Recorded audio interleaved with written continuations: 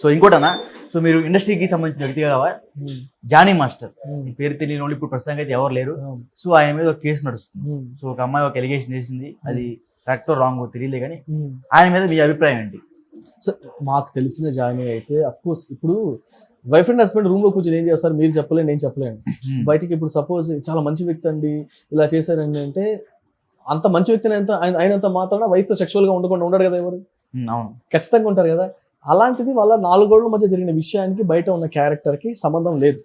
వాస్తవానికంటే మాకు తెలిసినంత వరకు, నాకు అంటే నేను చూస్తుంటాను కదా తన బిహేవియర్, మాట్లాడే విధానం, అలా మరీ అంత ఒక మనిషి మీద సాడిస్టిక్ గా బలాత్కారం చేసి బలవంతం చేసి, అదే క్యారవెన్ లో కూడా అమ్మాయి ఒప్పుకోకపోతే అద్దం తీసుకుని కొట్టాడని అన్నట్టుగా వార్తలు వచ్చాయి. మరి ఆ రోజు ఎందుకు చెప్పలేదు అమ్మాయి బయటకు వచ్చి? నువ్వు ఎందుకు మాట్లాడలేదు ఆ రోజు? మాట్లాడుకుని ఇవాళ ఎందుకు మాట్లాడుతుంది అమ్మాయి? ఆ రోజు వచ్చి మాట్లాడొచ్చు కదా అని. అంత నేనే కదా, అంత ఇది 1 day జరిగింది కాదు కదా, 5-6 years గా జరుగుతుంది. నువ్వు సక్సెస్ అయిన తర్వాత ఇవాళ బయటకు వచ్చి మాట్లాడుతున్నా అంటే దానికి అర్థం మీరు చూడండి. ఇప్పుడు చాలా మంది హీరోయిన్ సక్సెస్ అవ్వడం కోసం ఇలా చేస్తున్నారు, అలా చేస్తున్నారు, అలా చేస్తారు అని చెప్పి అంటున్నారు. కరెక్ట్ చెప్పండి, నువ్వు చేసింది కూడా అదే కదా, సక్సెస్ అవ్వడం కోసం భరించావు కదా దాన్ని నువ్వు కదా. ఇప్పుడు నీకు మాట్లాడే హక్కు ఎక్కడిది అంటాను నేను.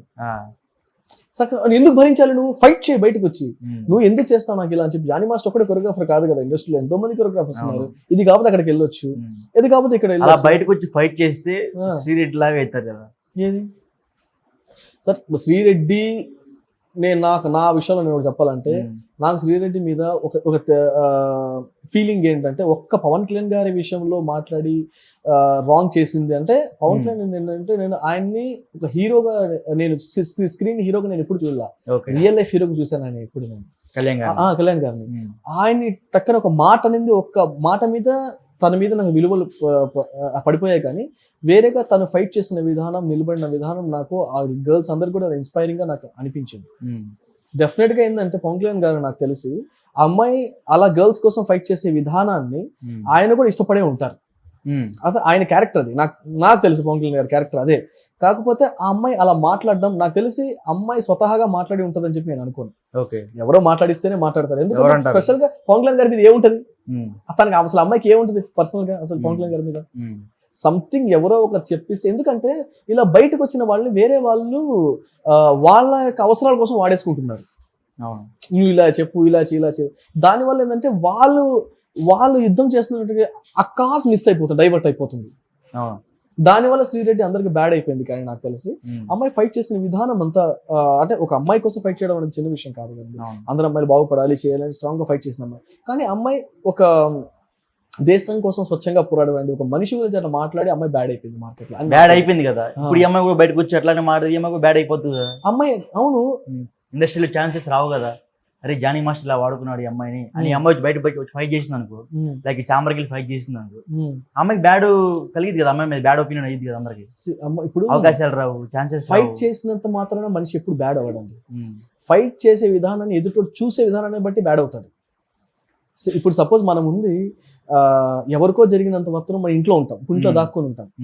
అదే మన అక్కకో, చెల్లికో, అన్నకో, తమ్ముడికి ఏదైనా ప్రాబ్లం జరిగితే మనం అప్పుడు కట్టలు తెంచుకుని బయటకు వస్తాం కదా. అంటే నేనేమంటానంటే, తన దాకా వచ్చేంత వరకు నువ్వు బయటికి రాకుండా ఉండడం కంటే కూడా ఎదుటివాడి జరిగినప్పుడు నువ్వు స్పందించావంటే దేశం బాగుపడుతుంది అంటున్నాను. ఇలాంటి జరగకుండా ఉంటాయి అంటున్నాను. ఓకే, సో ఈ జానీ మాస్టర్ ఇష్యూగా నేను మామూలు చెప్తున్నాను. ఎగ్జాంపుల్ ఇది ఇండస్ట్రీ సంబంధించినగా, ఇండస్ట్రీలో అసలుకి ఈ కాస్టింగ్ కౌచ్ అనేది, కమిట్మెంట్స్ అనేవి ఇప్పటికీ జరుగుతూనే ఉన్నాయా? అంటే ఇండస్ట్రీ ఒకటే అంటారా మీరు? నాకు తెలిసింది ఇదే. ఇండస్ట్రీ తెలుసు, ఎందుకు తెలుసు? గ్లామర్ ఫీల్డ్ కాబట్టి తెలుసు. ఇప్పుడు సపోజ్ మనకు జరిగినాయండి, ఇప్పుడు ఎంతో మంది, ఇప్పుడు టీవీలో వచ్చే న్యూస్ ఎవరికి వస్తాయి, ఫలానా స్టార్ కి ఎఫ్ఐఆర్ అని చెప్పి టీవీలో న్యూస్ వస్తుంది. ఎక్కడైనా సరే ఒక టాపిక్, పెద్ద టాపిక్ గా ఫలానా ఆ విలేజ్ లో సుబ్బయ్య గారికి, ఈ అంకయ్య గారి మనవరాలకి ఏమైనా కనెక్షన్ ఉంది, ఏ టీవీలో వస్తుందా? వస్తుంది ఎక్కడైనా? రాదు. వేసినా కానీ జనాలు చూడరు అనే దాంతో ఏం చేస్తారంటే వాళ్ళని లైక్ తీసుకుంటారు.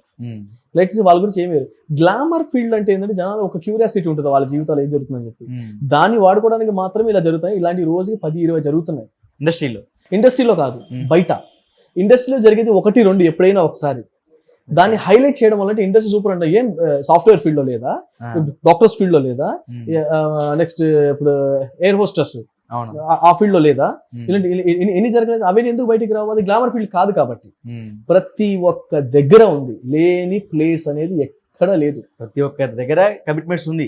ప్రతి ఒక్క దగ్గర చాలా దారుణంగా నీచంగా అత్యంత తక్కువ మెజారిటీ ఉన్నటువంటి సంస్థ ఇండస్ట్రీస్ ఏదైనా ఉన్నాయంటే అది ఫిల్మ్ ఇండస్ట్రీ. అత్యంత తక్కువ. మరి ఎందుకైనా అంత హైప్ చేస్తారు ఇండస్ట్రీని జరుగుతుంది. అసలుకి సపోజ్ నాకు ఒక యాక్టింగ్ కావాలి, నాకు ఒక అవకాశం రావాలి, ఒక అమ్మాయిగా నేను వచ్చా ఇండస్ట్రీకి, అమ్మాయి ఇంకా వేరే వాడితో ఇంకా అలా మూవ్ అయిన అవుతుంది ఇండస్ట్రీలో ఛాన్సెస్ వస్తాయి. మా ఫ్రెండ్ ఒకడు ఉన్నాడు, వాడు ఏదో బిజినెస్ చేసుకుంటున్నాడు, వాడికి 3 వైఫ్, వాడికి అంటే ఒక వైఫ్ తర్వాత ముగ్గురు వైఫ్స్ ఉన్నది. అది రాదు. అదే ఒక స్టార్ ఎవరో 2 వైఫ్ పెళ్లి చేసుకున్నా అంటే అది టీవీలో స్క్రీన్, హై స్క్రీన్. జనాలకి ఏం తెలిసింది? అదే తెలిసింది. అది తెలియట్లేదు కదా జనాలకి. గ్లామర్ ఫీల్డ్ అన్న తర్వాత ఏంటంటే ఇంకా పబ్లిక్ మనిషిలో అని అర్థం. దాన్ని ఎట్లా హైలైట్ వేసుకోవడం వల్ల అలా జరుగుతుంది అంతే తప్ప ఈ ఇండస్ట్రీలో ఒకటి అని స్పెషల్ కాదు, ప్రతి ఇండస్ట్రీలో ఉంది అది. కాకపోతే దాన్ని ఎంతవరకు కంట్రోల్ చేసుకొని చేయగలుగుతారనేది it's up to them. Okay, final గా జానీ మాస్టర్ ఉంది కదా, ఈ జానీ మాస్టర్ ఇష్యూలో ఎవరు తప్పు అంటారు? ఇద్దరిది తప్పు అంటారు. ఇద్దరిది తప్పే? 100% ఇద్దరిదే తప్పు ఉంటుంది. అంటే తప్పు అని మనం ఎలా అంటే ఆ టైంకి వాళ్ళు కరెక్ట్ అనిపించింది. అది ఇవాళ అమ్మాయి బయటకు వచ్చి కోపం వచ్చింది కాబట్టి అది తప్పు అనిపిస్తుంది. అది వాళ్ళిద్దరికి ఆ రోజు కరెక్ట్ కదా, 6-7 years మీరు హ్యాపీగా ఉన్నారు. ఒక సెక్షువల్ కాంటాక్ట్ అనేది ఇంట్రెస్టింగ్ టాపిక్. అప్పుడు ఈ అమ్మాయి ఇట్లా తోసి ఇట్లా కాలుతో కొట్టింది, అది జరుగుతుందా? సెక్షువల్ మ్యాటర్ జరుగుతుంది అక్కడ?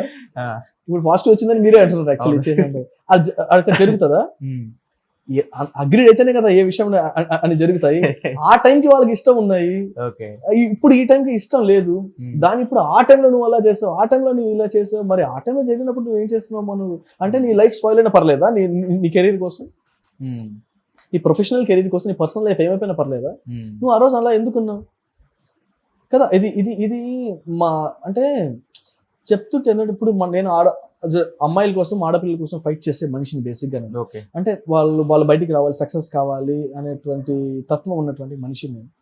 సో సడన్ గా ఈ అమ్మాయి గురించి నేను ఒక మాట అలా మాట్లాడాలని కూడా మనసు లేదు. కాకపోతే ఏంటంటే ఈ అమ్మాయి చేసిన పని వల్ల ఇండస్ట్రీకి అమ్మాయిని పంపించాలనుకునే వాళ్ళు భయపడతారని చెప్పి అంటున్నాను నేను. డెఫినెట్గా చాలా మంది భయపడతారు. ఈ అమ్మాయి వల్ల ఎంతమంది జీవితాన్ని ఈ అమ్మాయి నాశనం చేసేసింది అర్థం కావట్లేదు ఈ అమ్మాయికి. ఇలా దీనికి ఫిలిం ఛాంబర్ కూడా కొంచెం స్ట్రాంగ్ గా డెసిషన్ తీసుకుని ఉంటే బాగుండేది అనుకుంటున్నాను. తీసుకోలేదంటారా? 100% పోలీస్ స్టేషన్ పంపించాను అంటే ఇండస్ట్రీ చేత కాదని కదా పోలీస్ స్టేషన్ పంపించింది. ఇండస్ట్రీ చేత కానప్పుడే కదా మనం పోలీస్ స్టేషన్ పంపించాము, పిలిచాము, ఇది చేసామని చెప్పి అన్నారు. మీరు స్ట్రాంగ్ గా మాట్లాడండి, అవకాశాలు ఇవ్వకండి, మీ పరిష్కారం సాల్వ్ అయ్యేంత వరకు మీరు ఆ రూల్స్ పెట్టండి. ఎవడని పిలుస్తారు మిమ్మల్ని ఇండస్ట్రీని చెప్పండి? మీరు పోలీస్ స్టేషన్ దాకా పంపించాల్సినంత అవసరం ఏంటి?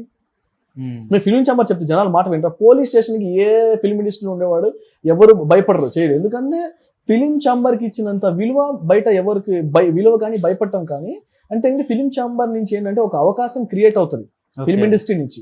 టాలెంట్ బట్టి ఫిల్మ్ ఇండస్ట్రీకి నీ అవకాశాన్ని ఆపగలిగే శక్తి ఫిల్మ్ ఇండస్ట్రీకి ఉందిగా. నేను బాయ్కట్ చేస్తే ఇండస్ట్రీ ఏమైనా అంటదా?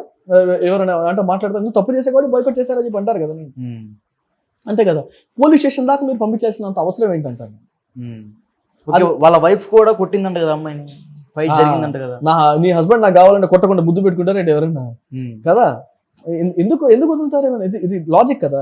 అమ్మాయి కదా, ఎవరైనా మన సాధారణ విషయం మనం మాట్లాడుకున్నాము. ఇప్పుడు మన బైక్ ఉంటది, మన కార్ ఉంటది, ఎవరైనా వచ్చి ముట్టుకొని నిలబడ్డాడంటే ఓకే, ఈ కార్ కీస్ నాకు ఇవ్వ, నేను వేసుకెళ్ళిపోతాను, నాకు ఇచ్చేయమని చెప్పి ఎవరు ఒప్పుకుంటా?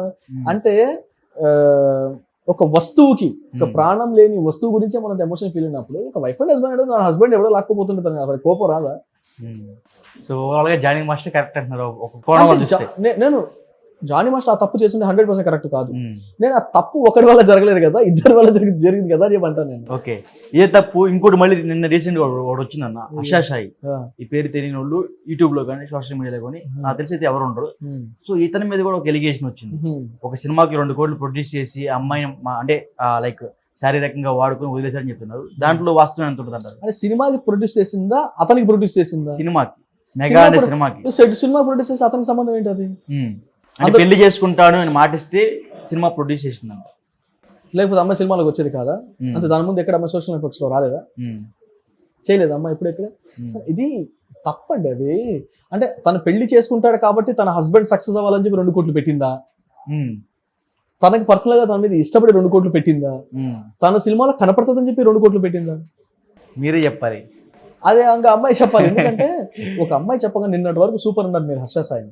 అతను మంచి చేసి సంపాదించాడో ఎలా సంపాదించాడో అదంతా పక్కన పెడితే 10 మందికి మంచి రూట్ చూపించారు కదా, Yes. హెల్పింగ్ నేచర్ అనేది డెవలప్ చేశాడు కదా మార్కెట్ లో. అవును అతను చూసి 10 మంది హెల్పింగ్ అనే నేచర్ ని స్టార్ట్ చేశారు కదా. సో అలాంటి పర్సన్స్ ని మీరు సడన్ గా పడేసేయొద్దు అంటున్నాను నేను. అమ్మాయి చెప్పినప్పుడు కూర్చోండి, అసలు దాన్ని మీరు సడన్ గా మీడియాలోకి తీసుకొచ్చేస్తారు. అమ్మాయి చెప్పింది నిజమా రైటా కాదా అని కొంచెం ఒక్కసారి డీటెయిల్ గా చూడండి మీరు.